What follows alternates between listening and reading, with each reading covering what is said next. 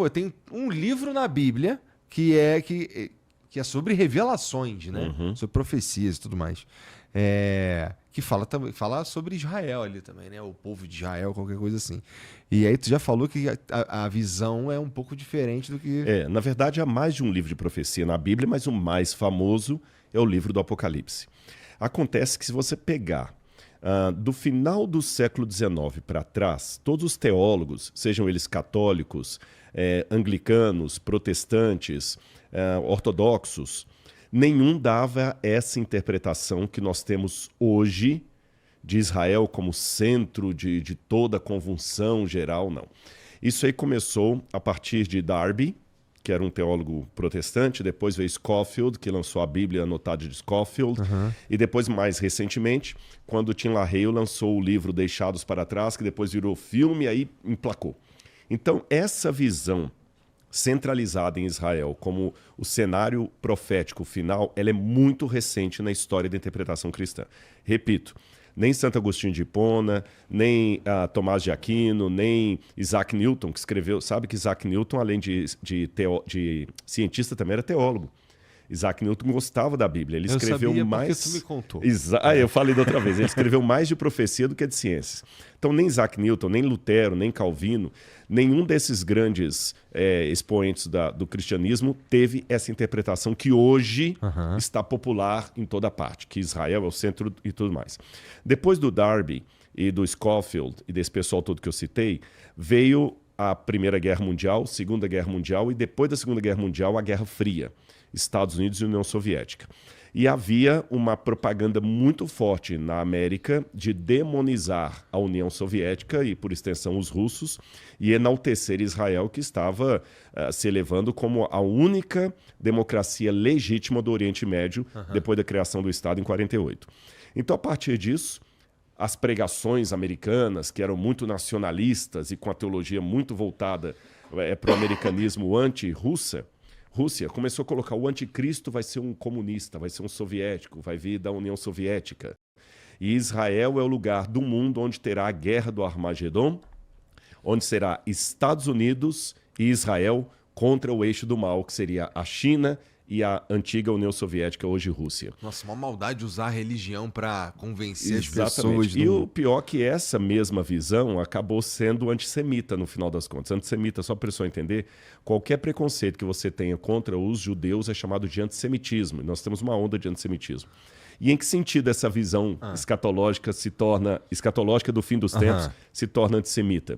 É porque, de acordo com essa visão, a Igreja de Cristo, que são os cristãos, será arrebatada antes da grande tribulação, e Israel que vai ficar aqui para enfrentar o anticristo. Quer dizer, quem vai se lascar enfrentando um mundo governado pelo anticristo é Israel. Os verdadeiros cristãos, aqueles que estiverem preparados, vão ser arrebatados antes. Israel que vai ser deixado para trás para penar aqui. Então, é um negócio assim que eu respeito os que pensam assim, tem muita gente que pensa assim, mas eu, Rodrigo, particularmente, eu não vejo muita base hermenêutica para interpretar desse jeito. Eu acho que, no final das contas, é o povo de Deus que vai ser salvo. Esse povo é constituído de judeus e não judeus. Deus não tem mais aquela predileção por uma nação, por um país, por uma bandeira. É um povo. Não Jesus falou que ia chegar o tempo em que os verdadeiros adoradores a Deus não iam adorar em Jerusalém, ou em Meca, ou Medina, ou em Aparecida do Norte, ou em qualquer lugar que seja. É em espírito e verdade.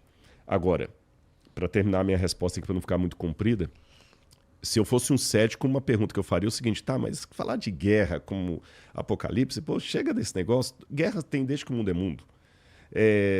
Fome tem desde que o mundo é mundo. Essas coisas, falar que setembro do fim, né? Já tem guerra na época de Nabucodonosor. Por que a guerra, agora que está acontecendo no Oriente Médio, é mais sinal do fim dos tempos do que a guerra que aconteceu quando Nabucodonosor foi atacar o faraó Neco em 609 a.C.? 609 a.C., o Apocalipse, o livro já estava escrito? Não. Foi 600 anos depois que foi escrito. Que eu sei que alguém pode perguntar assim, alguém uma vez que eu falei isso numa live, me falou assim, não, mas é porque hoje a guerra é contra Israel. Naquela época não era. Era contra Israel. Tanto é que Nabucodonosor veio e destruiu o templo em Jerusalém. Mas nem tinha profecia ainda nessa época? Já tinha outra. Não de Apocalipse.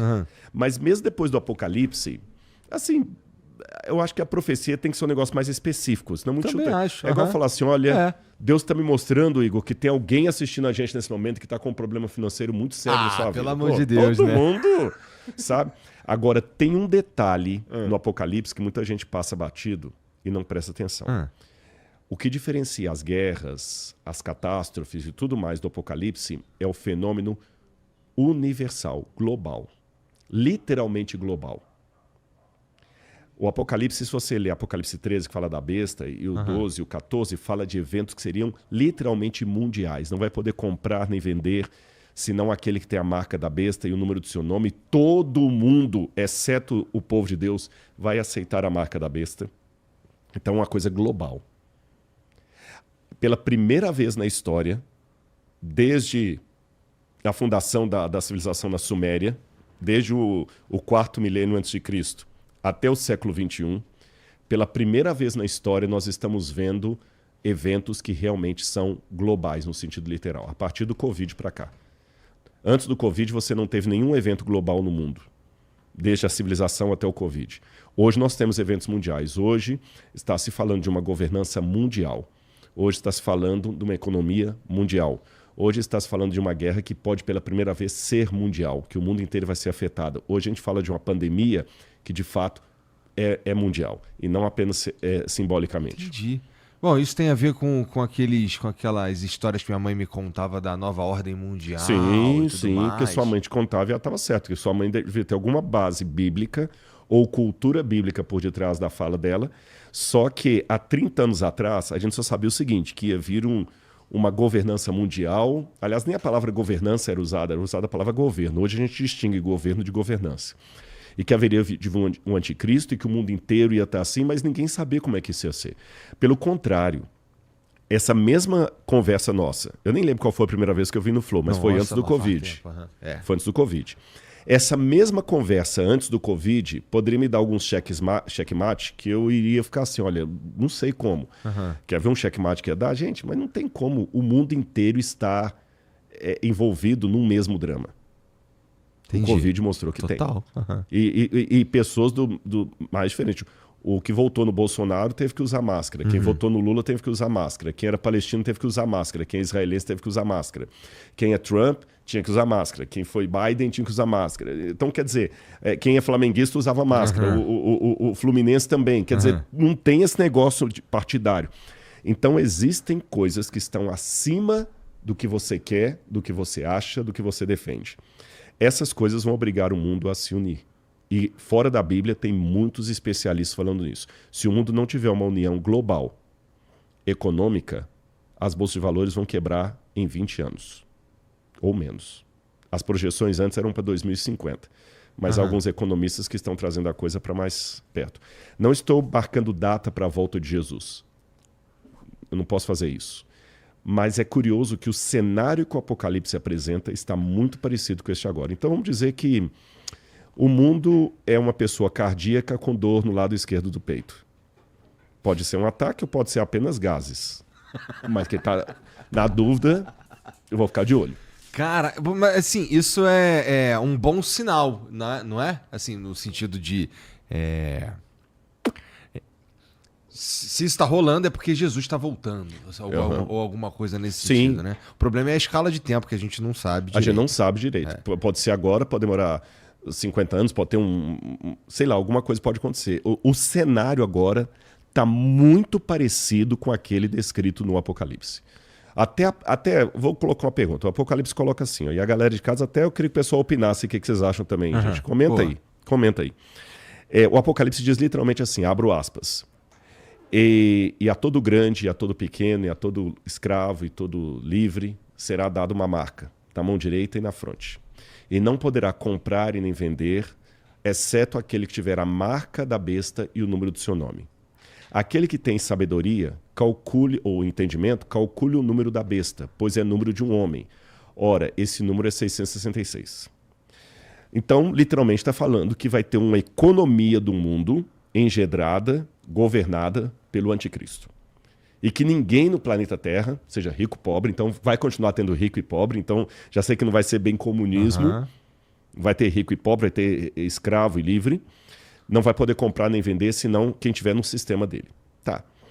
Mas há uns 30 anos atrás, ou 40 anos atrás, isso seria uma estupidez, porque fala assim, pô, cara, se os caras aceitam dinheiro de narcotráfico, se aceita dinheiro de jogo ilícito, se aceita dinheiro roubado, como é que esse negócio vai poder comprar? É só ter meu dinheiro guardado ali, os caras vão aceitar, pô. Mas agora que estão falando em dinheiro virtual, não é questão de querer aceitar. O governo vai controlar. E isso aqui não é sensacionalismo, teoria da conspiração, é só você dar uma gulgada em artigos científicos publicados por revistas. Eu não tenho aqui a fonte, mas eu tenho no meu computador. Se eu abrir ele, eu mostro. Artigos de pessoas que estudam isso, que não tem nada a ver com Bíblia. Eles estão falando que vai realmente salvar o mundo. Olha o paradoxo. É a mesma coisa que vai nos tirar a liberdade. É paradoxal isso. O que vai nos dar liberdade é o que vai nos privar da liberdade.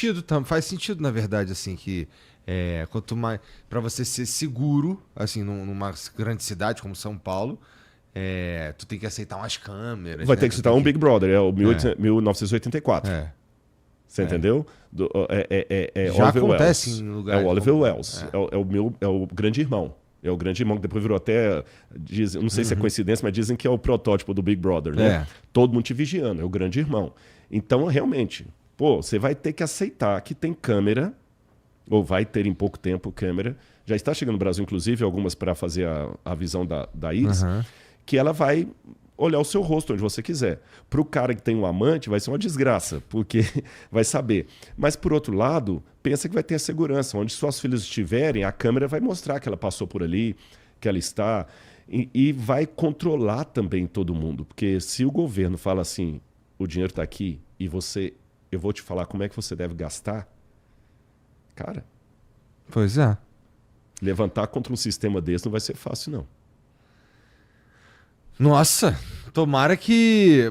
Putz, mas aí o que eu ia falar aqui, tu ia ficar chateado, cara. Não. Tomara que... Demore muito? Ou que esteja errado, que não esteja acontecendo. Por um lado, tá caminhando para isso. Eu vou deixar a profecia um pouquinho de lado, vamos deixar a Bíblia um pouco de lado. Se eu deixar a Bíblia de lado e as minhas convicções religiosas, cristãs, eu vou dizer o seguinte, tem que ser isso. Senão o mundo não tem salvação. Lembre-se, eu estou deixando de lado. Estou analisando apenas com os artigos que eu tenho lido, dos economistas e gente que pesquisa o que eu não pesquiso. Porque assim, tem uma coisa que você falou que faz muito sentido mesmo, que antes da pandemia, tinha um argumento, assim, a gente não sabe, a gente ainda não tinha visto no mundo globalizado um evento como esse, uma pandemia, com as pessoas vendo o que está acontecendo em tempo real no mundo inteiro e afetando todo mundo em tempo real. Afetando todo mundo em tempo real. Tá, assim, eu estou passando um sufoco aqui e vendo que o cara está passando sufoco lá do outro lado do planeta e ninguém sabe direito o que fazer e tal, todo mundo... Enfim, aí a gente tinha um motivo para se unir de certa forma, né? Beleza. Agora a gente sabe que isso existe, sabe? O governo, e eu vou chamar de governo mundial, sabe que isso existe, né? Então, assim, agora... vamos lá, se a gente imaginar que é todo mundo mal, usar isso para fins próprios, sabe? E, sei lá, criar uma... Mas isso daí é um pouco de teoria da conspiração também. Parece teoria da conspiração, mas não é não. Mas pode continuar seu raciocínio que eu te cortei. Porque assim, se não... por outro lado, estaremos preparados para um novo evento como esse, que precisa que nos unamos como humanidade, vai? Também é tentador o pensamento de que, e se a gente já se unisse logo? E fosse todo mundo é um blocão e não sei o quê, e aí cada um, sei lá, explora da melhor maneira os territórios do planeta e tudo mais. Parece... Só que o problema para isso é que a gente ia precisar que todo ser humano fosse pelo menos Gandhi, né? Exatamente. Agora você tocou no ponto. É utopia. O pior que a maioria de nós não somos Gandhi. A maioria de nós somos Hitler. Esse que é o ponto. De acordo... Veja bem, se você está tendo uma visão humanista, a visão humanista, dependendo do teórico que você adotar, ela pode ter uma visão positiva a respeito da humanidade.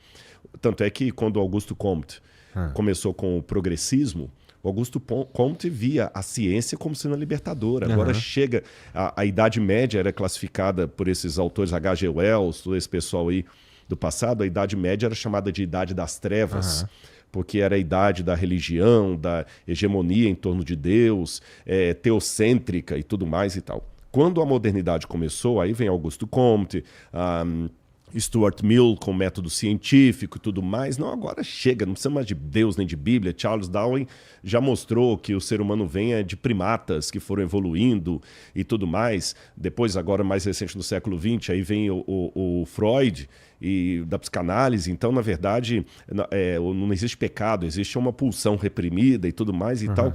Criou-se uma sociedade onde é inteligente dizer que você não acredita em Deus.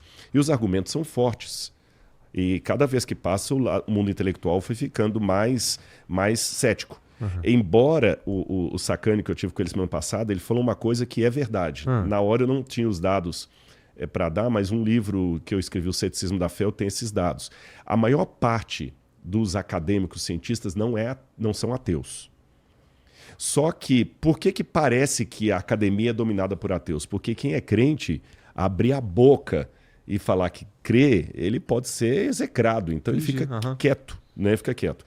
Então, assim... Porque pra mim parece uma estratégia... Vamos lá, como é que eu desconfio? Eu acredito, na verdade, que Deus existe, tá ligado? Desconfio que pode ser que não exista, mas assim, eu vivo como se existisse. Sim. Sabe? E eu acho que essa é a melhor estratégia. Porque assim, porque assim, cara, se Deus existe, então existe uma coisa que pra mim é muito importante, que é a justiça, sabe? Que assim, não é possível, eu espero, porque assim, a ideia de que eu possa compreender Deus também é meio, me parece meio soberbo, né? Mas assim, eu espero que, Deus faça... Tá escrito na Bíblia que Deus é justo, né? Minha mãe já me falou isso também, né? Então, se Deus existe, então existe justiça e Deus é justo. Então, beleza. Então, para mim, até, inclusive, é confortável acreditar que Deus existe, porque aí existe todo um pós-vida e tudo mais, né? Mas eu desconfio aqui e ali, porque, assim, até agora, tudo que eu vi dava para eu explicar com a natureza, sabe? Nunca meio São Tomé, de certa forma, né? Mas eu acho que é uma estratégia inteligente. Viver como se Deus existisse pra você, sabe? Mesmo que seja uma ideia assim meio... sei lá, considera isso. Você que é ateu, assim. Porque, sei lá, porque tem algumas características de Deus, assim, elas são importantes pra gente sentir, até pra frear algumas coisas, algumas sabe? pulsões. Tipo, se Deus é justo, tá legal, deixa com Deus. Eu não vou entrar nessa briga não vou... A única coisa que talvez, se Jesus estivesse aqui na sua frente, ele falaria... Ele ia falar assim, uma coisa te falta. Porque teve um diálogo muito parecido entre Jesus e Nicodemos. Nicodemos, não que ele tenha falado assim, olha, eu acho que Deus existe. Não, ele era um religioso.